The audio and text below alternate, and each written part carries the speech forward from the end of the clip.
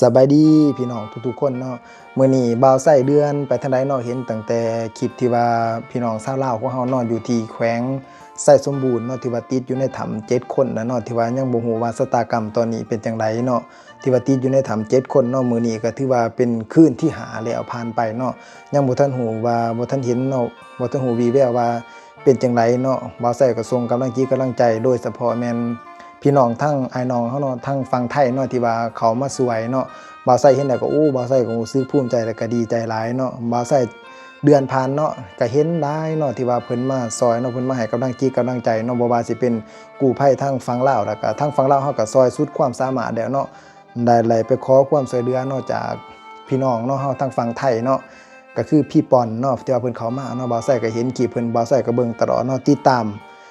เพิ่นตลอดเนาะเพิ่นก็มาซอยเนาะจังได๋ก็ขอเนาะ ขออ้อนวอนวิงวอนสิ่งศักดิ์สิทธิ์เนาะซอยพี่น้องเนาะคนลาวเฮาเนาะที่ว่าเขาไปขุดค่ำเนาะอยู่ในถ้ำเนาะบ่าวไส้สิมาเล่าสู่ฟังเนาะเพิ่นเข้าไปขุดค่ำด้วยว่าหาแร่ทองคำมาเนี่ยอยู่ในถ้ำอยู่ที่แขวงไสสมบูรณ์อยู่ที่เมือง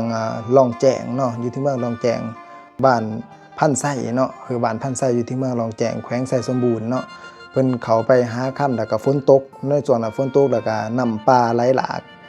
น้ำปลาไหลหลากผู้ดีบัดนี้มี8คนอยู่ในถ้ำหั่นนะถ้ำก็เป็นถ้ำแคบๆเข้าไปก็ลำบากลางเที่ยวเห็นเนี่ยหูปากถ้ำก็สิประมาณนี้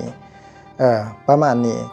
บัดเข้าไปแล้วเข้าไปดึกๆแล้ววันนี้ฝนตกวันนี้ออกมาบ่ทันเนาะไม่มีที่ว่าเข้าไปในหันในช่วงวันที่20พฤษภาคมวันที่20เดือน5เข้าไปแล้วมีอยู่8คนแต่ว่าผู้หนึงอันตัดสินใจมุดน้ำออกมาแต่ว่าก็รอดออกมาได้เนาะแต่ว่ายังเพื่อนอยู่หัน7คนบ่ฮู้ว่าชะตากรรมตัวนี้เป็นจังไดเนาะ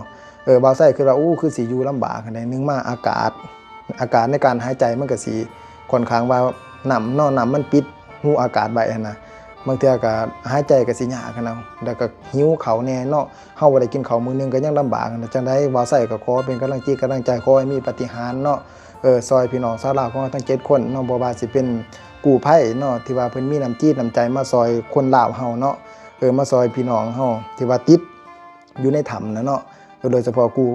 กู้ภัยทางฝั่งไทยเนาะเพิ่นก็เลยมาซอยสุดกำลังเนาะแต่ว่าลางเที่ยวเห็นเนาะทางเขาไปก็สิประมาณนี้เนาะตอนนี้ก็เพิ่นว่าฝนตกปัญหาก็คือฝนตกแห้งช่วงนี้นี่ฝนตกหนักเวลาจูบน้ำมาน้ำก็สิไหลเข้าไปในถ้ำคืนเนาะขอให้มีปาฏิหาริย์คือกันกับ13หมูป่าเนาะอยู่ที่ถ้ำนางนอนเนาะบ่าวไส้ขอมีปาฏิหาริย์แบบนั้นเนาะขอให้รอดเบิดทุกๆคนเนาะขอให้ทุกคนปลอดภัยอันใดบ่าวไส้ขอแล้วก็ขอเป็นกำลังจิตกำลังใจฝาก FC ของเราแชร์ออกไปเนาะบ่าวไส้ เมื่อเดือนเห็นคลิปเนี่ยเห็นแล้วเป็นตาอีโตนนะเป็นตาอีโตนเนาะอยู่ในนั้นจะเป็นจังไดนะแบบว่าบ่เห็นแจ้งเลยนะมีแต่มืดตลอดเลยนะมืดตลอดเลยนะแล้วอากาศแล้วก็เขาน้ำมันที่บ่มีแม่นบ่ล่ะน้ำก็สิมีอยู่แต่ถ้าว่าคันว่าอยู่ในแบบนั้นเนาะถ้าว่าเฮาบ่เคลื่อนไหวหยังเฮาก็สิอยู่ได้ดนเลยถ้าว่ากินน้ำเงี้ยวแม่นบ่ได้บ่ใส่เคยกินน้ำเงี้ยวเจ้าของเนาะแต่ข้าเป็นพระเนาะก็เคยกินน้ำเงี้ยวเจ้าของก็กินได้คือกันเนาะ กินน้ำมันก็สิอยู่ได้ล้นกว่าน้ำธรรมดาได้น้ำเหี่ยวบ่ฮู้ว่ามันเป็นน้ำหยังเนาะแต่บ่าวไส้ก็ขอให้ปลอดภัยเนาะตอนนี้ก็ถือว่าเพิ่นก็เฮ็ดหน้าที่สุดยอดเด้อไปเฮ็ดหน้าที่ที่ว่ากู้ภัยประเทศเนาะก็ถือว่าดีที่สุดจูบน้ำออกตอนนี้โดยเฉพาะแม่น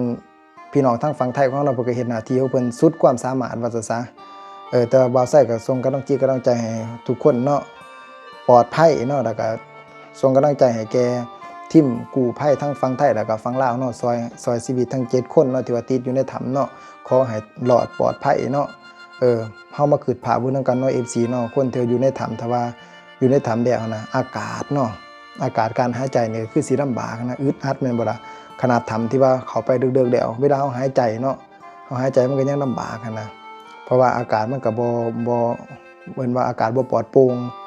นี่แห้งน้ำอัดเนาะน้ำอัดหูถ้ำว่าเป็นหยังจึงเขาไปในถ้ำก็คือไปขุดค่ำเนาะไปฮอนค่ำเนาะอยู่ที่บ้านพันไส้เนาะบ้านพันไส้เมืองรองแจงแข้งไส้สมบูรณ์เนาะก็ขอให้ทุกคนปลอดภัยเด้อบ่าวไส้ก็ขอวิงบอนเนาะตอนนี้ก็ถือว่าทีมกู้ภัยอยู่ทางฝั่งไทยแต่เพิ่นมาฮอดลาวโดยความปลอดภัยแต่ก็เพิ่นให้เขาไปช่วยเหลือพี่น้องเฮาเนาะไปช่วยเหลือพี่น้องเฮาก็ถือว่าเพิ่นก็เฮ็ดสุดกำลังเนาะจูบน้ำออกลางเที่ยวเห็นแล้วก็ปีนเข้าไปในถ้ำนี่ค่อนข้างลำบากเนาะมันเป็นถ้ำที่ว่าบ่กว้างถ้ำแคบๆเพราะเขาเจาะเข้าไปเด้บางที FC เขาเห็นเนาะเพิ่นติดอยู่ในถ้ำตั้งแต่วันที่20พฤษภาคมพุ่นวันที่20พฤษภาคมเนาะคนที่ว่าติดอยู่ในถ้ำ7คนน่ะ1นี่แม่น3คนนี่แม่นอยู่บ้าน นำพาใหญ่เนาะเพิ่นว่าเนาะนำพาใหญ่นี่3คนแล้วก็หวานพันไส้3คนแล้วก็หลวงพันไส้เนาะหลวงพันไส้นี่แม่น1คนผู้ที่เป็น7คนพอดีเนาะก็อยู่ที่แขวงไส้สมบูรณ์เนาะจะได้ก็ขอเป็นกำลังใจเนาะส่งกำลังใจให้ทุกคนปลอดภัยเนาะว่าจะซะเนาะแล้วก็ให้กำลังใจพี่น้องทั้งฝั่งไทยของเฮาเนาะที่ว่าเขามาซอยบ่าวไส้เดือนผ่านไปเห็นแต่คลิปนี้เนาะทุกคนก็อยู่ใน2บ่าวไส้เนาะก็ฝากกดไลค์แล้วก็กดแชร์เนาะเป็นกำลังใจให้กันเด้อพี่น้องชาวลาวของเฮาแล้วก็ขอบใจขอบุญขอบคุณเนาะพี่น้องทั้งฝั่งไทยหลายๆที่ว่ามาซอยเนาะมาซอยพี่น้องทั้งฝั่งลาวของเฮาเนาะนี่แหละเพิ่นว่าบ้านพี่เมืองน้องกันเนาะการสื่อสารก็เข้าใจกันได้เนาะภาษาไทยกับภาษาลาวเนาะอายน้องกันเนาะบ่าวไส้บ่ลืมบุญคุณเนาะขอบคุณหลายๆเด้อพี่น้องทั้งฝั่งไทย